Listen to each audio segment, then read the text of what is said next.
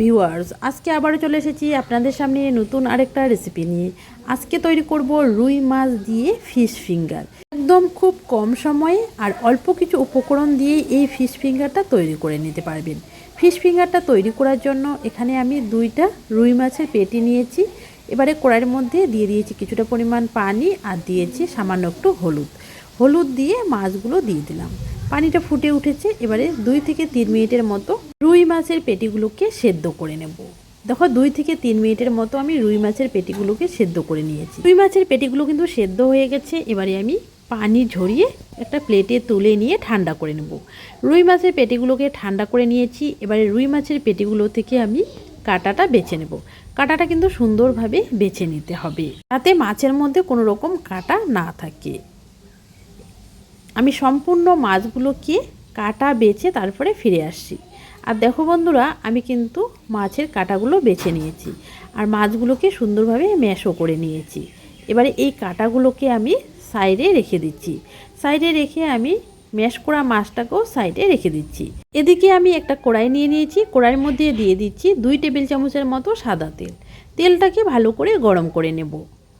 তেলটা ভালো করে গরম হয়ে গেছে। এবারে এখানে দিয়ে দিব বড় সাইজের একটা পেঁয়াজ কুচি। পেঁয়াজটাকে নেড়ে চেড়ে হালকা গোল্ডেন কালার করে ভেজে নেব। আমার এই রেসিপিটা আপনাদের যদি ভালো লাগে অবশ্যই একটা লাইক দিয়ে কমেন্ট করে জানাবেন। আর প্রতিদিন নতুন নতুন রেসিপি পেতে চ্যানেলটাকে সাবস্ক্রাইব করে পাশে থাকা বেল আইকনটা ক্লিক করে নেবেন নতুন রেসিপির আপডেট সবার আগে পাওয়ার জন্য। আর দেখো পেঁয়াজটা কিন্তু হালকা গোল্ডেন কালার চলে এসেছে। এবারে আমি এখানে দিয়ে দিচ্ছি 1 চা চামচ আদা আর রসুন বাটা। আদা আর রসুনের কাঁচা গন্ধটা যতক্ষণ না চলে যাচ্ছে আমি ভেজে নেব। আর দেখো আদা আর রসুনের কাঁচা গন্ধটা চলে গেছে। এবারে আমি এখানে দিয়ে দিচ্ছি 2টা কাঁচা লঙ্কা কুচি।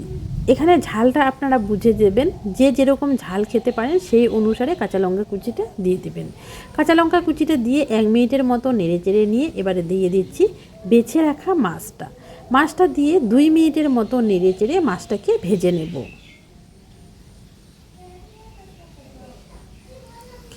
মাছটাকে আমি 2 মিনিটের মতো ভেজে নিয়েছি।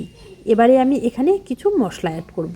প্রথমেই দিয়ে দেব 1/2 চা চামচ জিরের গুঁড়ো, 1/2 চা চামচ দিয়ে দিচ্ছি ধনের গুঁড়ো, 1/2 চা চামচ দিয়ে দেব হলুদ গুঁড়ো, 1/2 চা চামচ দিয়ে দিচ্ছি কাশ্মীরি শুকনো লঙ্কার গুঁড়ো, সব শেষে দিয়ে দেব পরিমাণ মতো নুন। এবারে সব কিছু একসাথে আবারও ভালো করে মিশিয়ে নিয়ে 1 মিনিটের মতো ভেজে নেব। এই অবস্থায় কিন্তু গ্যাসের আঁচ একদম লো করে রাখতে হবে। লো আঁচে মশলাটাকে ভেজে নিতে হবে। 1 মিনিটের মতো ভেজে নিয়েছি। এবারে আমি এখানে দিয়ে দেব সেদ্ধ করা আলু। এখানে আমি 2টা মিডিয়াম সাইজের আলুকে সেদ্ধ করে সুন্দরভাবে ম্যাশ করে নিয়েছি। সেই ম্যাশ করা আলুটা দিয়ে দিলাম। এবারে আমি আলুর সাথে ভালো করে মিশিয়ে নেব। আবারও বলছি, আমার এই রেসিপিটা আপনাদের যদি ভালো লাগে অবশ্যই একটা লাইক দিয়ে কমেন্ট করে জানাবেন। আর প্রতিদিন নতুন নতুন রেসিপি পেতে চ্যানেলটাকে সাবস্ক্রাইব করে পাশে থাকা বেল আইকনটা ক্লিক করে নেবেন নতুন রেসিপির আপডেট সবার আগে পাওয়ার জন্য। আর দেখো বন্ধুরা, আমি সুন্দরভাবে কিন্তু মিশিয়ে নিয়েছি। মিশিয়ে নিয়ে 1 থেকে 2 মিনিটের মতো হাই আঁচে ভেজে নিয়েছি। এই অবস্থায় আপনারা চাইলে একটু ধনেপাতা কুচি দিতে পারেন। আমার হাতের কাছে ধনেপাতা কুচিটা ছিল না, সেজন্য কিন্তু আমি স্কিপ করে দিয়েছি। নেড়ে চেড়ে নিয়েছি 2 মিনিটের মতো। ফিশ ফিঙ্গার তৈরি করার জন্য পুরটা কিন্তু একেবারে রেডি। পুরটাকে এবারে ঠান্ডা করে নিতে হবে।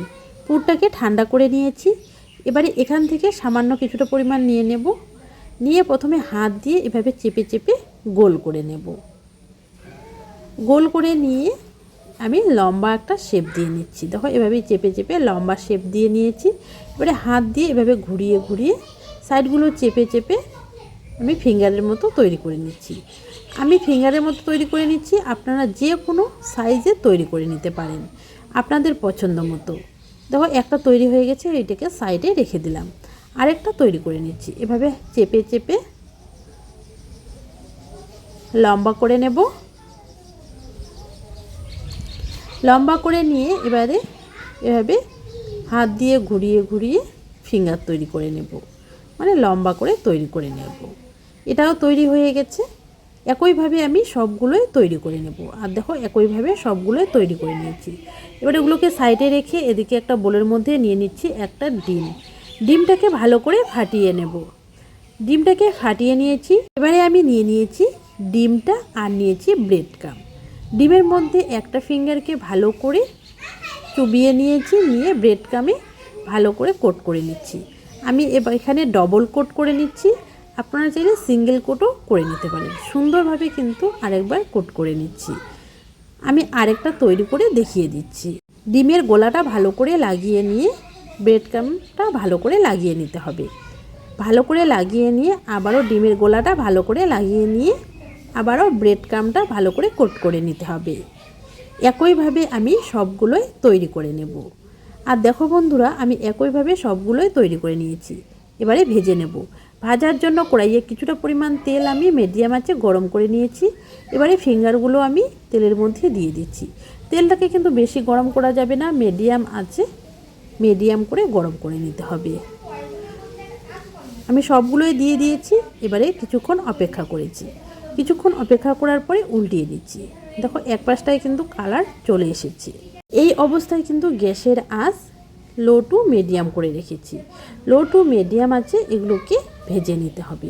আবারও বলছি, রেসিপিটি ভালো লাগলে অবশ্যই একটা লাইক দেবেন। আপনারা ভিডিও দেখেন কিন্তু লাইক দিতে চান না, অবশ্যই একটা লাইক দিয়ে দেবেন। দেখো আমি সবগুলোকে উল্টিয়ে নিয়েছি, আর এগুলোকে আমি উল্টিয়ে পাল্টিয়ে সুন্দর একটা গোল্ডেন কালার করে ভেজে নেব। আর দেখো বন্ধুরা, সুন্দর একটা কিন্তু গোল্ডেন কালার চলে এসেছে।